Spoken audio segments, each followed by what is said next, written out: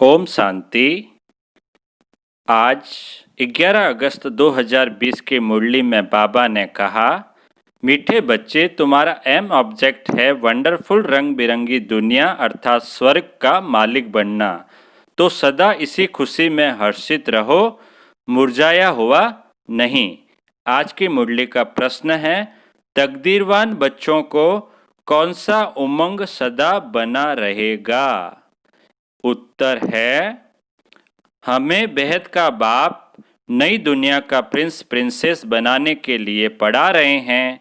तुम इसी उमंग से सबको समझा सकते हो कि इस लड़ाई में स्वर्ग समाया हुआ है। इस लड़ाई के बाद स्वर्ग के द्वार खुलने हैं। इसी खुशी में रहना है और खुशी खुशी से दूसरों को भी समझाना है। आज की मुरली का गीत है, दुनिया रंग रंगीली बाबा। अब सुनते हैं मुरली विस्तार से। ओम शांति। यह किसको कहा बाबा को कि दुनिया रंग बिरंगी है? अब इनका अर्थ दूसरा कोई समझ न सके। बाप ने समझाया है, यह खेल रंग रंगीला है। कोई भी बायोस्कोप आदि होता है तो बहुत रंग बिरंगी सीन सीनरियाँ आदि होती है ना। मूवी देखने जाते हो तो कितनी कलरफुल होती है मूवी। अब इस बेहद की दुनिया को कोई जानते ही नहीं। तुम्हारे में भी नंबरवार पुरुषार्थ अनुसार सारे विश्व के आदि मध्य अंत का ज्ञान है। तुम समझते हो स्वर्ग कितना रंग बिरंगा है? हमें पता है ना स्वर्ग के बारे में, तो बाकी बाहर के मनुष्यों को तो पता ही नहीं है।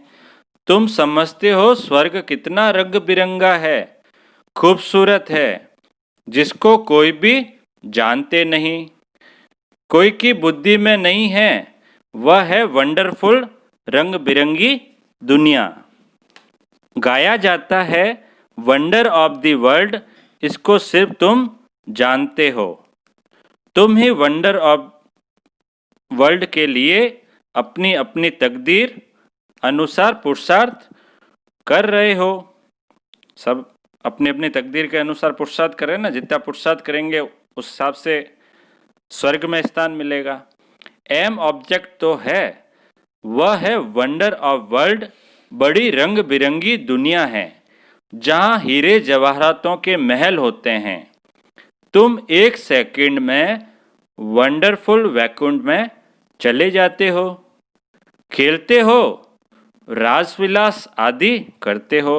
रास करते हैं ना, विलास करते हैं, खेलते हैं, कभी भी चले जाते हैं। बरोबर वंडरफुल दुनिया है ना। यहाँ है माया का राज्य। यह भी कितना वंडरफुल है।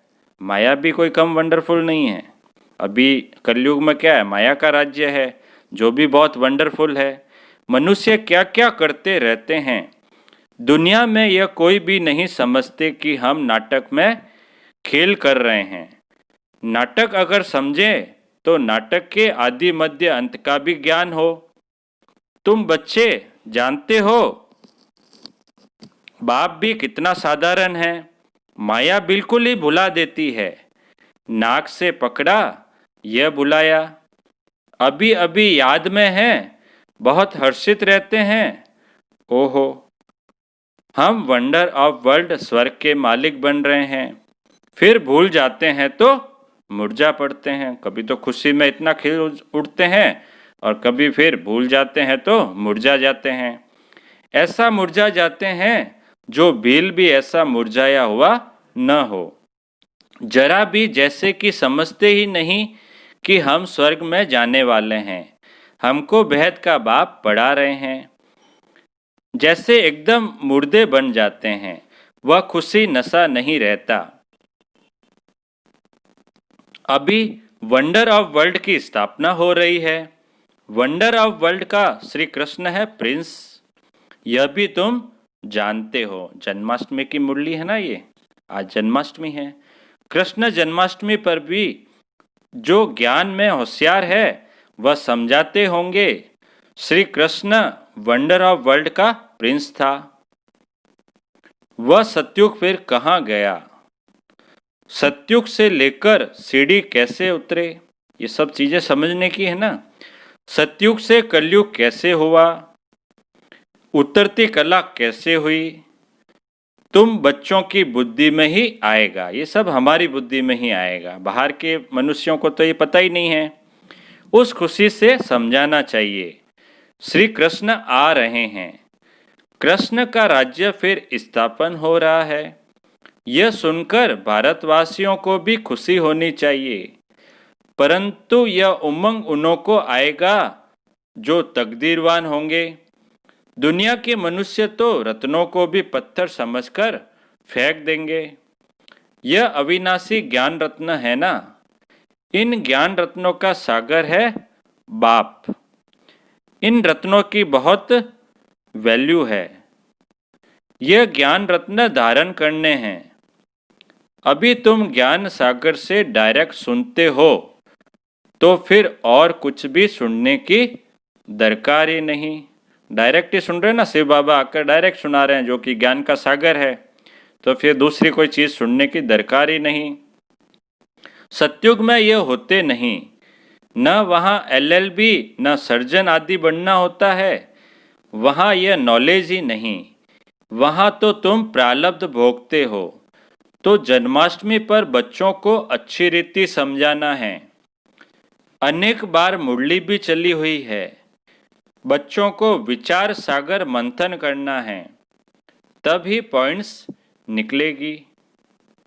भाषण करना है तो सवेरे उठकर लिखना चाहिए, फिर पढ़ना चाहिए। कभी भाषण करना हो तो पहले सवेरे जल्दी उठो, फिर लिखो, फिर उसके बाद पढ़ो। भूली हुई पॉइंट्स फिर ऐड करनी चाहिए। इससे धारणा अच्छी होगी। फिर भी लिखत मुहाफिक सब नहीं बोल सकेंगे, लेकिन फिर भी जितना अपन ने लिखा कुछ ना कुछ अपन भूल ही जाएंगे, कुछ ना कुछ पॉइंट्स भूल जाएंगे। तो समझाना होता है कृष्ण कौन है। यह तो वंडर ऑफ वर्ल्ड का मालिक था, भारत ही पैराडाइज था। उस पैराडाइज का मालिक श्री कृष्ण था। हम आपको संदेश सुनाते हैं कि श्री कृष्ण आ रहे हैं। राजयोग भगवान ने ही सिखाया है, अब भी सिखला रहे हैं। पवित्रता के लिए भी पुरुषार्थ करा रहे हैं, डबल सिरताज देवता बनाने के लिए। यह सब बच्चों को स्मृति में आना चाहिए। जिनकी प्रैक्टिस होगी वह अच्छी रीति समझा सकेंगे। कृष्ण के चित्र में भी लिखत बड़ी फर्स्ट क्लास है। इस लड़ाई के बाद स्वर्ग के द्वार खुलने हैं। इस लड़ाई में जैसे स्वर्ग समाया हुआ है, बच्चों को भी बहुत खुशी में रहना चाहिए। जन्माष्टमी पर मनुष्य कपड़े आदि नए पहनते हैं, लेकिन तुम जानते हो कि अभी हम यह पुराना शरीर छोड़ नया कंचन शरीर लेंगे। कंचन काया कहते हैं ना, अर्थात सोने की काया। आत्मा भी पवित्र, शरीर भी पवित्र। अभी कंचन काया नहीं है, अभी थोड़ी है, अभी तो अपवित्र है। आत्मा शरीर अपवित्र हो चुका है, नंबरवार बन रही है। कंचन बनेगी ही याद की यात्रा से, लेकिन वापस कंचन कैसे बनेंगे? याद में रहकर। बाबा जानते हैं बहुत है जिनको याद करने का भी अक्ल नहीं है। याद की जब मेहनत करेंगे तभी वाणी जौहरदार होगी। अभी वह ताकत कहाँ है? योग है नहीं। लक्ष्मी नारायण बनने की शक्ल भी चाहिए ना, पढ़ाई चाहिए। कृष्ण जन्माष्टमी पर समझाना बहुत सहज है। कृष्ण के लिए कहते हैं श्याम सुंदर। कृष्ण को भी काला, नारायण को भी काला, राम को भी काला बनाया है। बाप खुद कहते हैं मेरे बच्चे जो पहले ज्ञान चिता पर बैठ स्वर्ग के मालिक बने, फिर कहाँ चले गए? काम चिता पर बैठ नंबरवार गिरते चले आए। षष्ठी भी सतो प्रधान, सतो रजो तमो बनती है। पहले सतो थी, फिर रजो हुई, फिर तमो बनी, फिर वापस सतो बनेगी। तो मनुष्यों की अवस्था भी ऐसी होती है। काम चिता पर बैठ सब श्याम अर्थात काले बन गए हैं। अब मैं आया हूँ सुंदर बनाने। आत्मा को सुंदर बनाया जाता है। बाबा हर एक की चलन से समझ जाते हैं मनसा वाचा कर्मणा कैसे चलते हैं। चलन से ही पता चल जाता है बाबा को कि मनसा वाचा कर्मणा कैसे चलते हैं, कर्म कैसे करते हैं उससे पता पड़ जाता है। बच्चों की चलन तो बड़ी फर्स्ट क्लास होनी चाहिए, मुख से सदैव रत्न निकलने चाहिए। कृष्ण जयंती पर समझाने का बहुत अच्छा है, अच्छा चांस होता है ना कृष्ण जयंती पर समझाने के लिए, बहुत अच्छे अच्छे पॉइंट्स है। श्याम और सुंदर की टॉपिक हो, कृष्ण को भी काला तो नारायण को फिर राधे को भी काला क्यों बनाते हैं। शिवलिंग भी काला पत्थर रखते हैं, शिवलिंग भी काला ही बनाते हैं ना। अब वह कोई काला थोड़े ही है, शिव है क्या और चीज क्या बनाते हैं, इन बातों को तुम बच्चे ही जानते हो। काला क्यों बनाते हैं तुम इस पर समझा सकेंगे। अब देखेंगे बच्चे क्या सर्विस करते हैं। बाप तो कहते हैं यह ज्ञान सब धर्म वालों के लिए है, उन्हों को भी कहना है। बाप कहते हैं मुझे याद करो तो तुम्हारे जन्म जन्मांतर के पाप कट जाएंगे। पवित्र बनना है, किसको भी तुम राखी बांध सकते हो, यूरोपियन को भी बांध सकते हो, कोई भी हो उनको कहना है भगवानुवाच, जरूर कोई तन से कहेंगे ना। कहते हैं मामेकम याद करो, देह के सब धर्म छोड़ अपने को आत्मा समझो। बाबा कितना समझाते हैं फिर भी नहीं समझते हैं, तो बाप समझ जाते हैं इनकी तकदीर में नहीं है। यह तो समझते होंगे शिव बाबा पढ़ाते हैं, रथ बिगड़ तो पढ़ा न सके, इशारा देना ही बस है।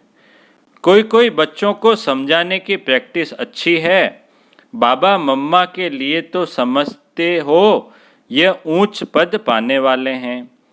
मम्मा भी सर्विस करती थी ना, इन बातों को भी समझाना होता है। माया के भी अनेक प्रकार के रूप होते हैं। बहुत कहते हैं हमारे में मम्मा आती है, शिव बाबा आते हैं, परंतु नई नई पॉइंट्स तो मुकर्रर तन द्वारा ही सुनाएंगे कि दूसरे किसी द्वारा सुनाएंगे। वो तो जो दादी में आएंगे, पहले बाबा में आते थे दादी में, तो उनसे ही सुनाएंगे, दूसरे से तो सुनाएंगे नहीं। यह हो नहीं सकता। ऐसे तो बच्चियां भी बहुत प्रकार की पॉइंट्स अपनी भी सुनाती है। मैगजीन में कितनी बातें आती है, अलग अलग आते हैं ना अनुभव, सभी बहनों के, दादियों के, भाइयों के। ऐसे नहीं कि मम्मा बाबा उनमें आते वह लिखवाते हैं, ऐसा थोड़ी है कि मम्मा बाबा आएंगे और वो लिखवाएंगे, नहीं। बाप तो यहाँ डायरेक्ट आते हैं, तब तो यहाँ सुनने के लिए आते हो। दादी में आते थे ना बाबा, जब भी तो इतनी दूर दूर से बाबा मिलन में आते हैं सभी। अगर मम्मा बाबा कोई में आते हैं तो फिर वहीं बैठ उनसे ही पढ़ लें, नहीं। यहाँ आने की सबको कशिश होती है, दूर रहने वालों को और ही जास्ती कशिश होती है। तो बच्चे जन्माष्टमी पर भी बहुत सर्विस कर सकते हैं। कृष्ण का जन्म कब हुआ यह भी किसको पता नहीं है। तुम्हारी अब झोली भर रही है तो खुशी रहनी चाहिए ना, परंतु बाबा देखते हैं खुशी कोई कोई में बिल्कुल है नहीं। श्रीमत पर न चलने का तो जैसे कसम उठा लेते हैं। सर्विसेबल बच्चों को तो जैसे सर्विस ही सर्विस सूझती रहेगी। समझते हैं बाबा की सर्विस नहीं की, किसको रास्ता नहीं बताया, तो गोया हम अंधे रहे। यह समझने की बात है ना। बैच में भी कृष्ण का चित्र है, इस पर भी तुम समझा सकते हो। कोई से भी पूछो इन्हों को काला क्यों दिखाया है, बता नहीं सकेंगे। शास्त्रों में लिख दिया है राम की स्त्री चुराई गई, परंतु ऐसी कोई बात वहाँ होती नहीं। तुम भारतवासी ही परिस्तानी थे, अब कब्रिस्तानी बने हैं। फिर ज्ञान चिता पर बैठ देवी गुण धारण कर परिस्तानी बनते हैं। सर्विस तो बच्चों को करनी है, सबको पैगाम देना है, इसमें बड़ी समझ चाहिए। इतना नशा चाहिए हमको, भगवान पढ़ाते हैं, भगवान के साथ रहते हैं, भगवान के बच्चे भी हैं तो फिर हम पढ़ते भी हैं। बोर्डिंग में रहते हैं तो फिर बाहर का संग नहीं लगेगा। यहाँ भी स्कूल है ना, क्रिश्चियन में फिर भी मैनर्स होते हैं। अभी तो बिल्कुल नो मैनर्स, तमो प्रधान पतित है। देवताओं के आगे आकर माथा टेकते हैं। कितनी उनकी महिमा है। सतयुग में सभी के देवी कैरेक्टर थे, अभी आसुरी कैरेक्टर है। ऐसे ऐसे तुम भाषण करो तो सुनकर बहुत खुश हो जाएं। मुख छोटा बात बड़ी, ये कृष्ण के लिए कहते हैं। अभी तुम कितनी बड़ी बातें सुनते हो, इतना बड़ा बनने के लिए तुम राखी कोई को भी बांध सकते हो। यह बाप का पैगाम तो सबको देना है। यह लड़ाई स्वर्ग का द्वार खोलती है। अब पति से पावन बनना है, बाप को याद करना है, देहधारी को नहीं याद करना है। किसी भी देहधारी को याद नहीं करना है, सिर्फ शिव बाबा को याद करना है। एक ही बाप सर्व की सदगति करते हैं। यह है ही आयरन एजेड वर्ल्ड। तुम बच्चों की बुद्धि में भी नंबरवार पुरुषार्थ अनुसार धारणा होती है। स्कूल में भी स्कॉलरशिप लेने के लिए बहुत मेहनत करते हैं। यहाँ भी कितनी बड़ी स्कॉलरशिप है, सर्विस बहुत है। माताएं भी बहुत सर्विस कर सकती है। चित्र भी सब उठाओ, कृष्ण का काला, नारायण का काला, रामचंद्र का भी काला चित्र उठाओ, शिव का भी काला, फिर बैठ समझाओ। देवताओं का काला क्यों किया है? श्याम सुंदर। श्रीनाथ द्वारे जाओ तो बिल्कुल काला चित्र है। तो ऐसे ऐसे चित्र इकट्ठे करने चाहिए, अपना भी दिखाना चाहिए। श्याम सुंदर का अर्थ समझाकर कहो कि तुम भी अब राखी बांध काम चिता से उत्तर ज्ञान चिता पर बैठेंगे तो गोरा बन जाएंगे। यहाँ भी तुम सर्विस कर सकते हो, भाषण बहुत अच्छी रीति कर सकते हो कि इनों को काला क्यों किया है, शिवलिंग को भी काला क्यों किया है, सुंदर और श्याम क्यों कहते हैं, हम समझाएं। इसमें कोई नाराज नहीं होगा, इसमें कोई नाराज तो होगा नहीं, समझा सकते हो तुम। सर्विस तो बहुत सहज है। बाप को समझाते रहते हैं बच्चे, अच्छे गुण धारण करो, कुल का नाम बाला करो। तुम जानते हो अभी हम ऊंचते ऊंच ब्राह्मण कुल के हैं। फिर राखी बंधन का अर्थ तुम कोई को भी समझा सकते हो, वेश्याओं को भी समझाकर राखी बांध सकते हो। चित्र भी साथ में हो। बाप कहते हैं मामेकम याद करो। यह फरमान मानने से तुम गोरे बन जाएंगे। बहुत युक्तियां हैं, कोई भी नाराज नहीं होगा। कोई भी मनुष्य मात्र किसकी सदगति कर नहीं सकते सिवाय एक के। भल राखी बंधन का दिन न हो, कभी भी राखी बांध सकते हो। यह तो अर्थ समझना है। बाबा कहते हैं राखी कभी भी बांधो। यह अर्थ समझना है कि राखी जब चाहे तब बांधी जा सकती है। तुम्हारा धंधा ही यह है। बोलो बाप के साथ प्रतिज्ञा करो। बाप कहते हैं मामेकम याद करो तो पवित्र बन जाएंगे। सही है ना, बाबा को याद करेंगे तो ही पवित्र बनेंगे। मस्जिद में भी जा सकते हो। बाबा कहते हैं मस्जिद में भी जाकर तुम उनको समझा सकते हो, हम राखी बांधने के लिए आए हैं। ये बात तुमको भी समझने का हक है। बाप कहते हैं मुझे याद करो तो पाप कट जाएंगे, पावन बन पावन दुनिया का मालिक बन जाएंगे। अभी तो पतित दुनिया है ना, गोल्डन एज थी जरूर, अब आयरन एज है। तुमको गोल्डन एज में खुदा के पास नहीं जाना है। उनसे बोलो तुम्हें गोल्डन एज में खुदा के पास नहीं जाना है। ऐसे सुनाओ तो झट आकर चरणों में पड़ेंगे। अच्छा, मीठे मीठे सिकिल लदे बच्चों प्रति माता पिता बाप दादा का याद प्यार और गुड मॉर्निंग। रूहानी बाप की रूहानी बच्चों को नमस्ते। हम रूहानी बच्चों की रूहानी बाप दादा को याद प्यार और नमस्ते। धारणा के लिए मुख्य सार है, पहला पॉइंट है ज्ञान रत्नों के सागर से जो अविनाशी ज्ञान रत्न प्राप्त हो रहे हैं उनकी वैल्यू रखनी है। विचार सागर मंथन कर स्वयं में ज्ञान रत्न धारण करने हैं। मुख से सदैव क्या निकालने हैं? रत्न निकालने हैं। दूसरा पॉइंट है याद की यात्रा में रहकर वाणी को जौहरदार बनाना है। याद से ही आत्मा कंचन बनेगी, इसलिए याद करने का अक्ल सीखना है। आज की मुरली का वरदान है पुरानी देह और दुनिया को भूलने वाले बाप दादा के दिल तख्त नसीन भव। विस्तार है संगम योगी श्रेष्ठ आत्माओं का स्थान है ही बाप दादा का दिल तख्त। ऐसा तख्त सारे कल्प में नहीं मिल सकता। विश्व के राज्य का व स्टेट के राज्य का तख्त तो मिलता रहेगा, लेकिन यह तख्त नहीं मिलेगा। यह इतना विशाल तख्त है। जो चलो फिरो खाओ सोवो लेकिन सदा तख्त नशीन रह सकते हो।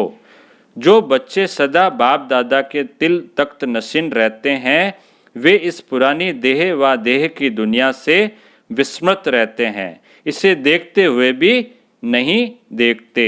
आज का स्लोगन है हद के नाम मान शान के पीछे दौड़ लगाना, अर्थात परछाई के पीछे पड़ना। अच्छा, ओम शांति।